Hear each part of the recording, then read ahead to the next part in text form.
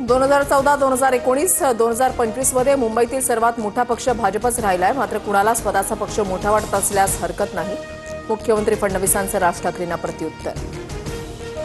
मुंबईत फक्त ठाकरेंची शिवसेना आणि मनसेची ताकद, बाकी कोणत्याही पक्षाची ताकद नाही। निवडणुकीसाठी कामाला लागा, राज ठाकरेंचे पदाधिकाऱ्यांना आदेश। मतदार याद्यांमध्ये घोळ, मुंबई पालिकेच्या मतदार याद्यांची पुनर्तपासणी झाली पाहिजे, राज ठाकरेंची भूमिका। पदाधिकाऱ्यांना प्रत्येक मतदार यादी तपासण्याचे राज ठाकरेंचे आदेश। मतदार यादीमध्ये दोष आहे हे आम्हालाही मान्य, मात्र निवडणूक आयोगाकडून सर्वसमावेशक तपासणी सुरू असताना विरोध का? मतदार यादी घोळाचे आरोप करणाऱ्यांना मुख्यमंत्री फडणवीसांचा सवाल। बिहारमध्ये मतदार यादीतून हटवलेल्या 65 लाख मतदारांची यादी जाहीर करा, 3 दिवसांमध्ये माहिती सादर करा, सुप्रीम कोर्टाचे निवडणूक आयोगाला निर्देश।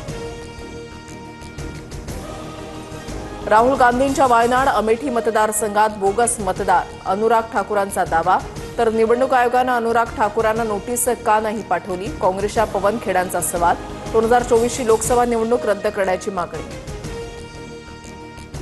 स्वातंत्र्यदिनी खायचं स्वातंत्र्य नाही, कोणी काय खावं हे सरकारनं सांगू नये। 15 ऑगस्टला मांस विक्री चालू ठेवा, चिकन मटणच्या मुद्द्यावरून महापालिकांच्या निर्णयावरून राज ठाकरेंनी सुनावलं।